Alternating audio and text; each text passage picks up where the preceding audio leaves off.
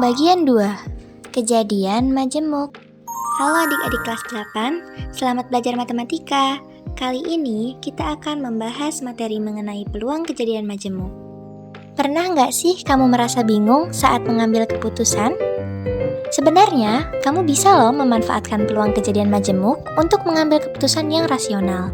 Jadi, ketika kamu dihadapkan dengan pilihan penting, kamu bisa menentukan keputusan mana yang paling bijaksana untuk diambil. Supaya teman-teman memahami lebih dalam mengenai materi peluang kejadian majemuk, yuk simak baik-baik videonya sampai habis. Apa itu peluang kejadian majemuk?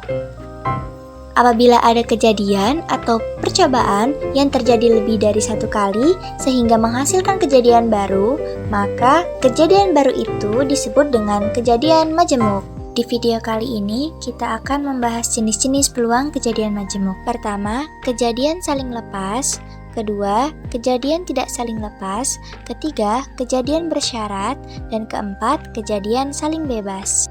Setelah menonton video ini, diharapkan teman-teman semua mampu mendeskripsikan, menentukan peluang, dan menyelesaikan masalah yang berkaitan dengan kejadian saling lepas, kejadian tidak saling lepas, kejadian bersyarat, dan kejadian saling bebas.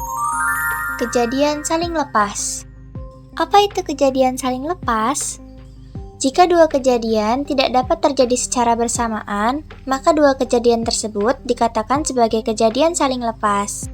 Untuk mengilustrasikan konsep ini, kita akan menggunakan ruang sampel dalam percobaan pelemparan sebuah dadu. Kita perlu ingat kembali bahwa ruang sampel adalah berisi semua kejadian yang mungkin.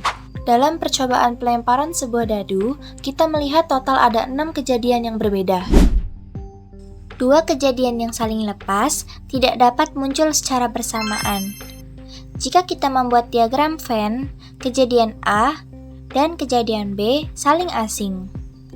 Dua kejadian dikatakan saling lepas apabila peluang kejadian A dan B muncul secara bersamaan adalah 0. Katakanlah kita memiliki dua kejadian, yaitu kejadian A dan kejadian B. Peluang kejadian A adalah peluang muncul mata dadu ganjil, dan peluang kejadian B adalah peluang muncul mata dadu genap. Kita amati bahwa ada 3 kejadian yang muncul pada mata dadu ganjil. Dari total keseluruhan, 6 kejadian. Sehingga, kita dapatkan peluang kejadian A adalah 3/6. Di sisi lain, ada 3 kejadian muncul mata dadu genap dari total keseluruhan 6 kejadian. Sehingga, kita dapatkan peluang kejadian B juga 3/6.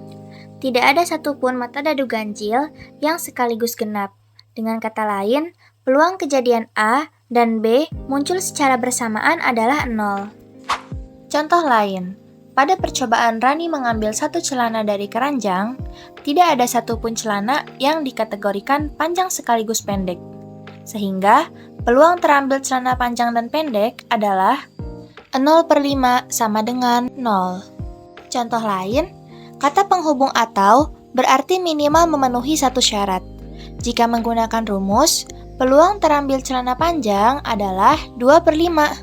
Ditambah, peluang terambil celana pendek adalah 3/5. Dikurangi, peluang terambil celana pendek sekaligus panjang adalah 0. Sehingga, peluang terambil celana panjang atau pendek adalah 5/5 sama dengan 1. Bagaimana adik-adik? Masih semangat kan untuk belajar peluang? Kali ini kita akan melanjutkan materi peluang lagi. Kira-kira materi tentang apa ya? Nah, adik-adik, kali ini kita akan membahas materi peluang kejadian saling bebas. Sebelum kita masuk ke materi, kita harus mengetahui apa itu peluang kejadian saling bebas. Untuk lebih jelasnya, disimak baik-baik ya. Untuk lebih memahami, perhatikan ilustrasi berikut. Jadi, di sini ada dokter mengatakan, "Bu, penyakit yang ibu derita ini cukup langka dan berbahaya. Satu-satunya jalan harus melalui operasi. Namun, peluang berhasilnya operasi ini cukup kecil, hanya 1 dari 10 operasi berhasil." Perhatikan ya, peluang kesembuhan seorang pasien itu adalah 1/10. Tetapi ibu tersebut terbebas. Apakah pasien sebelumnya berhasil sembuh atau tidak? Nah, kejadian-kejadian sebelumnya tidak akan mempengaruhi kejadian yang akan terjadi. Maka ini disebut peluang kejadian saling bebas. Dari penjelasan tadi, kita dapat menyimpulkan pengertian dari peluang kejadian saling bebas. Jadi, peluang kejadian saling bebas adalah ketika pada dua kejadian, munculnya kejadian pertama tidak mempengaruhi peluang munculnya kejadian kedua. Maka berlaku rumus peluang kejadian saling bebas, yaitu PA irisan B sama dengan PA dikali PB. Dengan keterangan PA irisan B merupakan peluang kejadian A dan B. PA yaitu peluang kejadian A dan PB yaitu peluang kejadian B. Sekarang, mari kita membahas contoh soal. Di sini ada contoh soal, sebuah dadu dan sebuah uang logam dilempar bersama-sama. Berapakah peluang muncul mata 4 pada dadu dan gambar pada uang logam? Untuk penyelesaiannya, kita anggap A sama dengan kejadian mata 4 pada sebuah dadu. Berarti himpunan pada A itu hanya 4 saja. Jadi NA sama dengan 1. NS-nya sama dengan 1, 2, 3, 4, 5, dan 6. Karena mata dadu itu ada 6. Lalu B merupakan kejadian gambar pada uang logam. Himpunan pada B hanya memiliki satu gambar, sehingga NB sama dengan 1. Karena uang logam hanya memiliki satu angka dan satu gambar, maka NS sama dengan angka dan gambar, berarti sama dengan 2. Selanjutnya, kita akan menghitung peluang pada kejadian A. Adik-adik masih ingat kan cara menghitung peluang? Benar ya adik-adik, rumus mencari peluang pada kejadian A yaitu PA sama dengan NA per NS. Karena kita sudah mengetahui NA dan NS-nya, maka kita masukkan saja. Berarti PA sama dengan 1 per 6. Lalu kita menghitung peluang pada kejadian B. Rumusnya tetap sama seperti peluang pada kejadian A, tinggal kita ganti saja NB-nya. Karena kita sudah mengetahui NB dan NS-nya berapa, kita langsung masukkan saja. Jadinya PB sama dengan 1 per 2.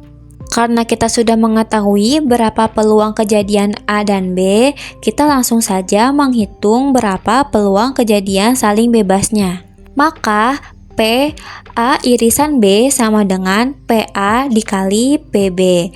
Langsung masukkan saja, berarti sama dengan 1 per 6 dikali 1 per 2. Hasilnya 1 per 12. Jadi, peluang muncul mata 4 pada dadu dan gambar pada uang logam adalah 1 per 12.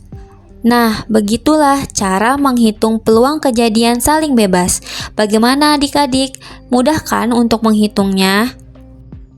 Materi yang selanjutnya yaitu mengenai materi peluang kejadian tidak saling lepas.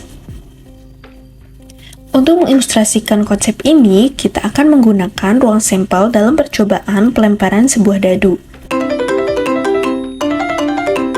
Nah, perlu kita ingat nih bahwa ruang sampel itu berisi semua kejadian yang mungkin terjadi. Setelah memahami kejadian saling lepas pada materi yang sebelumnya sudah dijelaskan, di sini kita akan melanjutkan membahas mengenai dua kejadian tidak saling lepas. Yes! Dua kejadian dikatakan tidak saling lepas apabila memungkinkan untuk muncul secara bersamaan. Jika kita buat suatu diagram Venn, kejadian A dan kejadian C itu saling beririsan. Nah, pada dua kejadian yang tidak saling lepas, peluang kejadian A dan C itu muncul secara bersamaan yang dimana itu tidak sama dengan 0. Selanjutnya, mari kita gunakan ruang sampel untuk mengilustrasikannya lagi. Katakanlah kita memiliki dua kejadian, yaitu kejadian A dan juga kejadian C, di mana peluang kejadian A adalah peluang munculnya mata dadu genap dan peluang kejadian C adalah peluang muncul mata dadu lebih dari 1. Selanjutnya, teman-teman dapat amati untuk kejadian A, mata dadu genap terdapat 3 kejadian dari 6 kejadian. Sehingga kita dapati peluang kejadian A yaitu 3/6. Kemudian di sisi lain untuk mata dadu lebih dari 1 itu ada 5 kejadian, dari total keseluruhan ada 6 kejadian.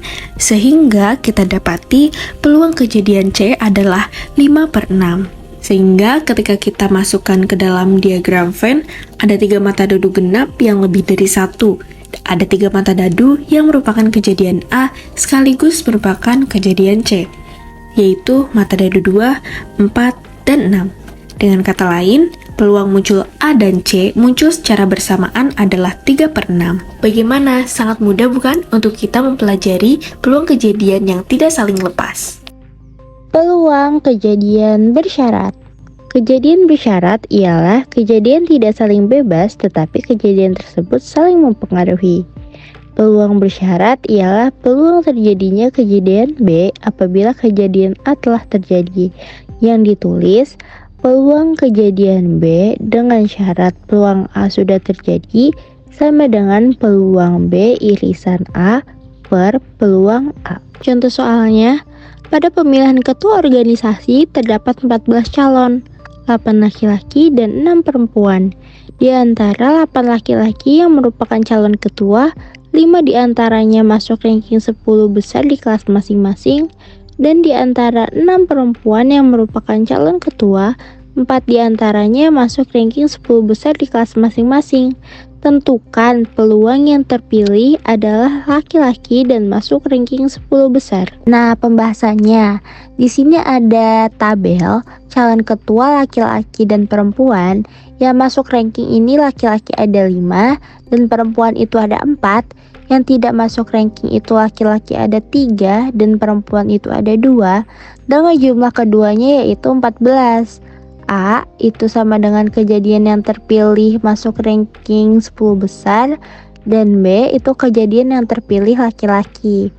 NA itu sama dengan 9 karena yang masuk ranking laki-laki maupun perempuan yaitu 9. NB itu sama dengan 8 karena jumlah laki-laki yang masuk ranking ataupun yang tidak masuk ranking. NB irisan A sama dengan 5 karena kejadian yang terpilih laki-laki dan yang masuk ranking 10 besar. PB setelah A terjadi sama dengan peluang B irisan A per peluang A sama dengan 5 per NS-nya itu jumlah keduanya yaitu 14 per 9 per NS-nya itu 14 sama dengan 5 per 14 dikali 14 per 9 sama dengan 5 per 9. Nah, setelah menonton video materi kejadian majemuk dalam peluang, teman-teman bisa nih mengerjakan latihan soal mengenai materi tersebut supaya pemahaman teman-teman lebih mendalam mengenai kejadian majemuk dalam peluang. Tinggal di-scan aja kodenya. Semangat! Terima kasih telah menonton. See you!